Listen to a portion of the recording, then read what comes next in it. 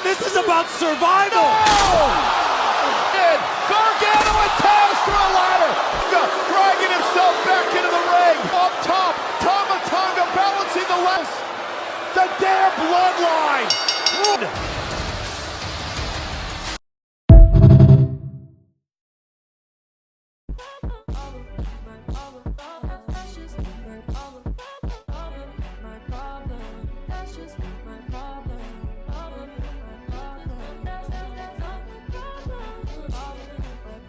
Hey, what's going on YouTube land? It's your boy TJ and welcome to my YouTube channel, Wrestling Nostalgia, where I give my reviews and WWE shows and PLE events.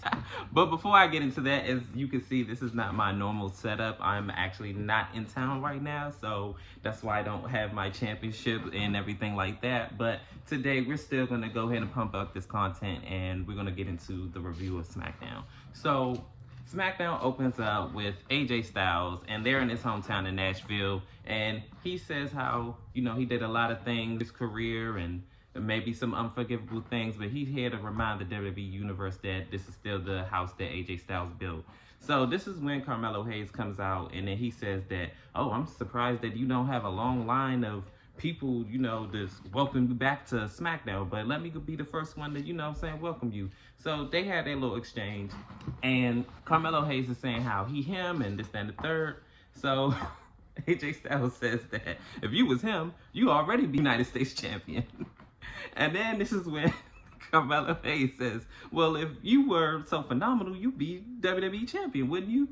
So as they're having their back and forth, AJ Styles says that, well, you got your wrestling gear on, I got my wrestling gear on. How about we have a match tonight and we'll see who's really the guy? So Carmelo Hayes simply says no. So this is when he walks off, and LA Knight comes out and he basically says in a nutshell that I'm gonna make it look good for you, right? So he says that if you beat AJ Styles tonight, you get a United States Championship, but either way, you still gonna get beat up later on down the line. So, I mean, hey, are we gonna do this? So this is when the referees come out, and I guess we're gonna have a one-on-one match between Carmelo Hayes and AJ Styles. So, our first match of the night, AJ Styles versus Carmelo Hayes. So, they start off with the collar number tie-up, but Carmelo Hayes just slams him down on the ground. He all like, yeah, get up. What's up? What's up? So, then he gets up. Then they wind up in the corner. AJ Styles is exchanging chops, and then Carmelo Hayes winds up exchanging chops as well. And then they wind up, like, bouncing off the ropes. And then somewhere, somehow, like, when AJ Styles did, like, a backflip or something like that, I think he landed wrong, like, on his knee. And then this is when Carmelo Hayes winds up bouncing off the ropes and then hit like a flying crossbody, and then he gets a near fall. A little bit exchanges later, then we go to commercial break. After commercial break, I noticed that Carmelo Hayes was working on the knee of AJ Styles, and he had him in the single leg Boston Crab. Then of course, you know, AJ Styles gets to the ropes, and then they had a little bit of exchange later. And the referee calls the bell because AJ Styles did like a firearms carry neck breaker thing, back breaker. But then he landed on the bad knee. I'm like, you should have tried to adjust on the other side, because that was not a good move. So then the referee calls the bell, and basically AJ Styles, you know, inadvertently forfeits due to the referee stoppage. And of course, the winner of the match is Carmelo Hayes. But Carmelo Hayes, the announcer didn't even get the whole, the winner is Carmelo Hayes. LA Knight just drops him on his head, and he is walking tall out of the arena. And that's where this segment ends. I guess that makes Carmelo Hayes the #1 contender for the United States Championship. I don't know. I guess that announcement officially has to come from Nick, being as though he's the general manager.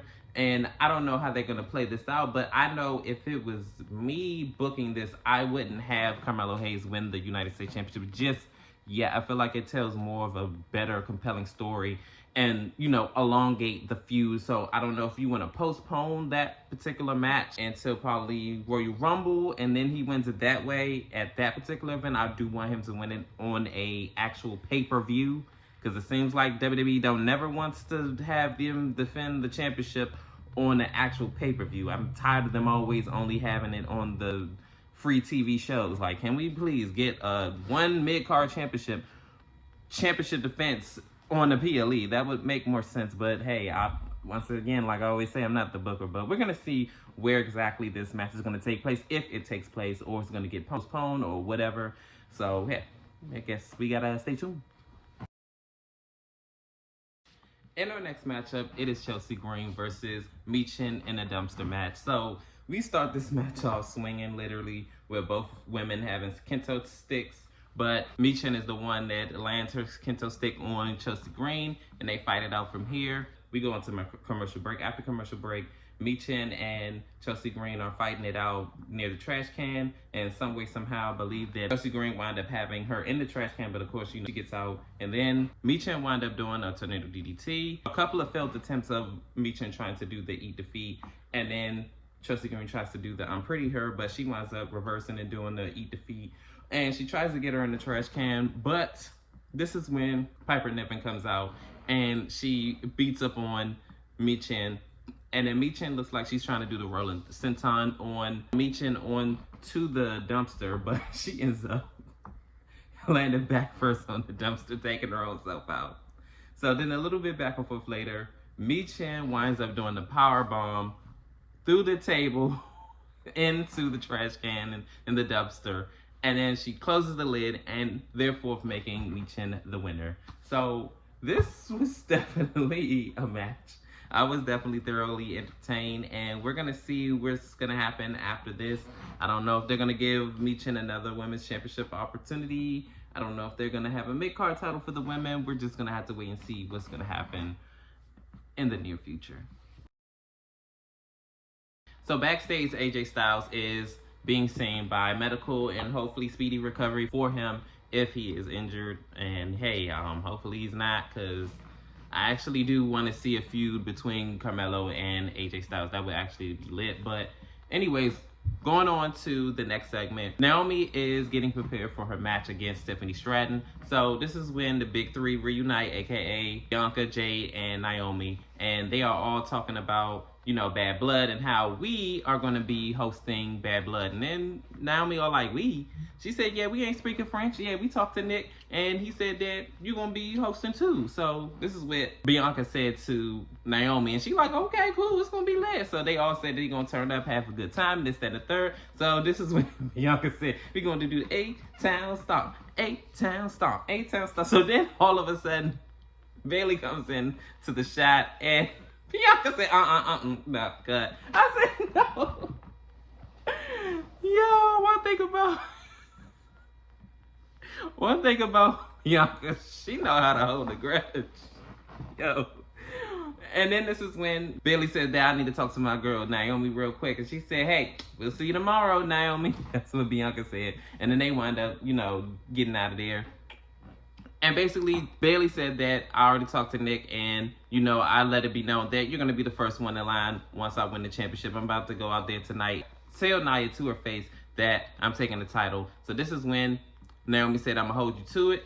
And this is where Bailey goes ahead and makes her exit, I guess, making a beeline to the ring. So we're going to see what's going to happen and the exchange between Nia and Bailey later on tonight. In our next segment, it is Bailey, and she calls out Nia Jax. She says that basically she has something to say straight to her face. So Nia Jax, you know, takes her time. And also Bailey said that, oh, you can even bring Tiffany if you want to. I'm like, girl, you think you're slick. You think you're slick, but you're not. It's like, so then this is when Nia Jax finally comes out. And then Nia says that, oh, if you have something to say to my face, say it. So this is when Bailey says, I do. That's why I asked you to come out here. Bailey says that I don't feel like that you understand the importance and the significance of the women's championship. She grew up watching wrestling and all these different women, and they were everything except one thing, which was dominant. And Nia Jax is a dominant women's champion, and she can't take that away from her. But she says there's two women in WWE that can actually take the women's championship, and that's her, of course. And she plans on doing it at Bad Blood, but also Tiffany has the ability to do it, not because she's good enough, but because of the briefcase. So then this is when Nia was about to say something, but then this is when Tiffany says, oh, you think I'm not good enough to beat Nia? I don't need this briefcase to beat Nia. What do you mean? She said, I could do it without the briefcase and all this other stuff. I'm like, girl, really? Do you really think that? Do you really believe that? You don't believe that. You don't feel that. So then this is when Nia says, excuse me. So this is when Tiffany Stratton says, oh no, like she just got me so frustrated and combobulated and everything like that. She's just trying to throw a wedge between us. And she said, you know what, you can do something useful and you bow down to your queen, Nia Jax. So this is when Bayley says, well, I'd rather give praise to the queen of WWE and not patronize a stupid bitch. I was like, so then this is when Tiffany Stratton goes ahead and tries to swing for the fences with the briefcase in hand. She misses. This is when Bayley, you know, beats her up. And then Nia Jax winds up doing the damage, doing a number on Bayley. And then after that, this is when Bayley lays out Nia Jax with the briefcase, and then she walks off or whatever. Oh, and then before she walks off, she, you know, has the women's championship in hand, basically signifying that she is going to be the next women's champion. I highly doubt that, but hey, we're gonna see. We don't know what the future holds and everything like that. So this is when Tiffany Stratton once again does this whole tease of if she's gonna cash in on Nia Jax or not. I'm like, girl, don't nobody care at this point. Can you come up with something else? Can you come up with something else? Like, you done teased it enough. You did it at SummerSlam. You did it countless times on SmackDown, and then now here. And I'm pretty sure you're gonna do it at Backlash too. So, girl, at this point, like, I don't care. You could keep the damn thing, but we're gonna see what's gonna happen in the near future, whatever. So back. So I'm gonna just go straight into it. So Chelsea Green is covered in dumpster juice, and she is walking down the hallway, and countless of superstars saying how much she reeks and how she stinks, how much she stinks. Then she runs up reaching to Nick, and he says, do you need anything besides a bath? She says nothing and just flows out.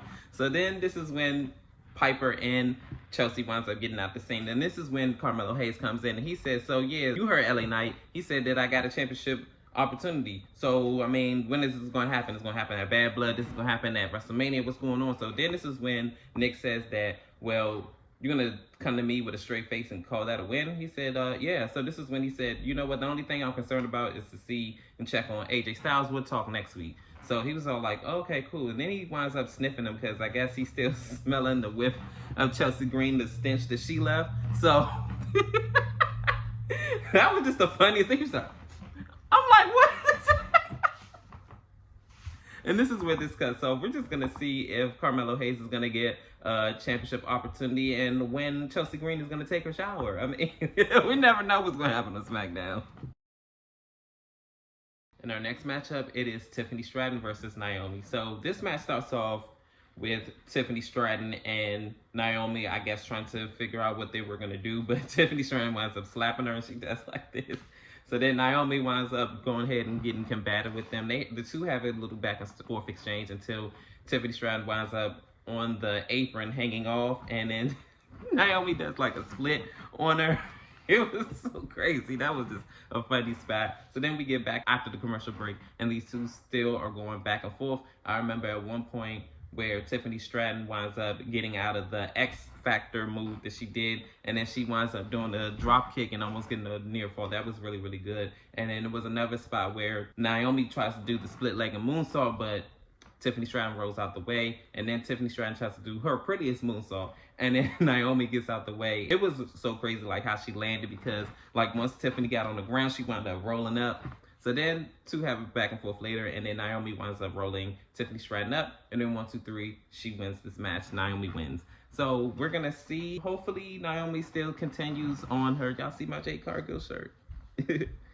We're gonna see if Naomi goes ahead and goes into a upward momentum and get some more wins. Maybe she can win the women's championship next. I don't know, maybe we'll see that. And I have a bad feeling though that if she does win the women's championship, if she ever does get it, she'll have like another run like how Bianca Belair did last year at SummerSlam, and then she gets cashed in on by Tiffany Stratton. I don't want that to be a reality, but hey, if it happens, it happens. So finally, we are here at our main event. It is the Street Profits versus DIY versus the Bloodline in a triple threat tag team ladder match for the tag team titles. Woo! So this match starts off already chaotic. Well, actually, it starts off with all of them like trying to soak it in and just looking around and like, yeah, you guys are all in the ladder match. Get it going now. So they all start off like swinging and, you know, doing their little moves and everything like that. And then we go to commercial break. After commercial break, nobody really of like doing anything of significance except trying to get up the ladder. But of course, I mean, that's the objective.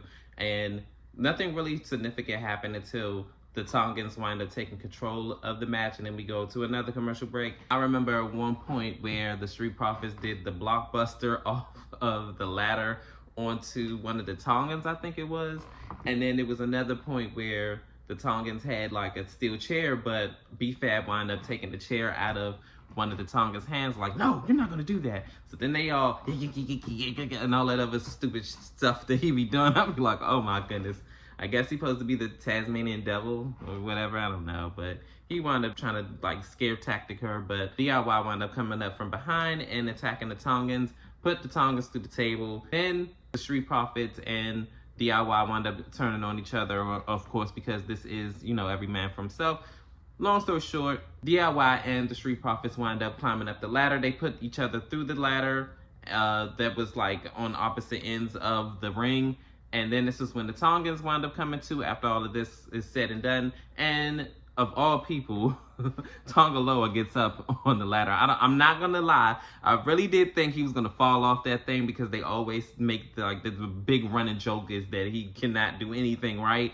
But he actually did do something right, and he climbed up the ladder and he took the championships from suspension and they retained the tag team titles. This actually was a pretty decent match, but I'm not going to lie, I'm very disappointed because I thought the Street Profits was going to finally have the time in the spotlight, but what do I know? I'm just an optimistic person, so I thought it was going to be their night, but it wasn't.